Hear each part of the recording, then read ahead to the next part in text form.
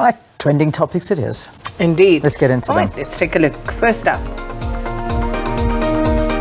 Gigaba.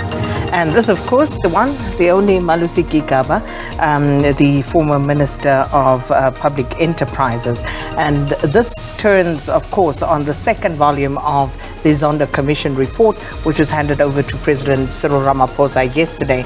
And in the main, talks about what happened at state-owned entities, Transnet and now Transnet being singled out as the main site of capture, just in terms of sheer volume and the monetary value of the awarding of tenders that came out of Transnet with regard to state capture.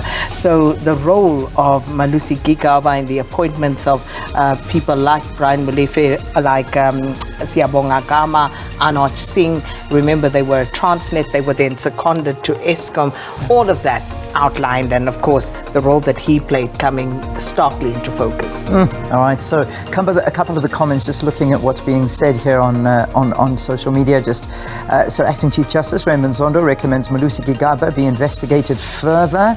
The reality is that people are just wanting, there's some action to be taken. This is from Modiba saying, "We want receipts, proof of transactions, and evidence of money exchanging hands. So much money used, and still we have nothing." And that's what people are saying on social media. So again, Raymond Zondo finding Malusi Gigaba should be investigated for payments received from the Guptas, and so on and so forth. So it just is one that we need to look at. So you are going to take that further, so we won't spend too much time talking into Sandy that. Leswan already there waiting for us. Malusi Gigaba, along with Molefe and Singh, of course, in the report also outlined as regular visitors to the Gupta compound in Saxonwold. So we'll talk more about that with Sandy Leswan. Right, Nsfas, that's the next trending topic. And I mean, it doesn't matter who you speak to, there is always a story about Nsfas. And what I think what the sort of story is right now is that students owe Nsfas 5.3 billion rand as the number of funding applications rises.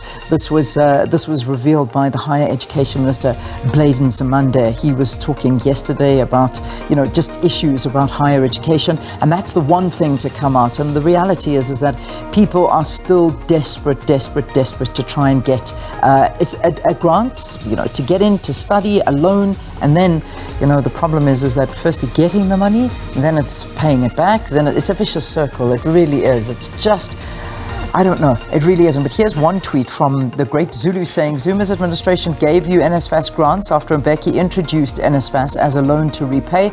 Today, Ramaphosa's administration has converted Nsfas grants into exorbitant loans from the banking sector. Enjoy your years, my good fellows." That's just one tweet that just jumps out there. And I think this is one that really does warrant some deeper digging at some stage. Yes. As our director laughs in my ear, this doesn't happen very often. Oh, Warren, please, don't laugh at me. Deeper digging, whatever it is, it's a topic that needs more. It really does. It certainly does. But very interesting developments on the Nsfas front. So we'll park that one for the moment. And the final one, Justice Madlanga.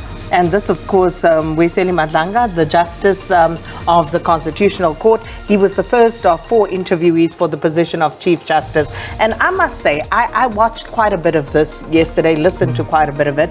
And interesting, very interesting. Well, listen, I mean, he held his own. It was wonderful to dip in and dip out and listen to it. I certainly couldn't listen all day. I was tired watching it. I can only imagine how tired he was by the end of it. It's a long day of interviewing, a lot of speaking, but he held his own, and there were some wonderful things that came out of that interview. But that's another one we're going to look into in the next hour on the program. So we'll park all of this here because we are certainly not leaving them there. We're going to expand.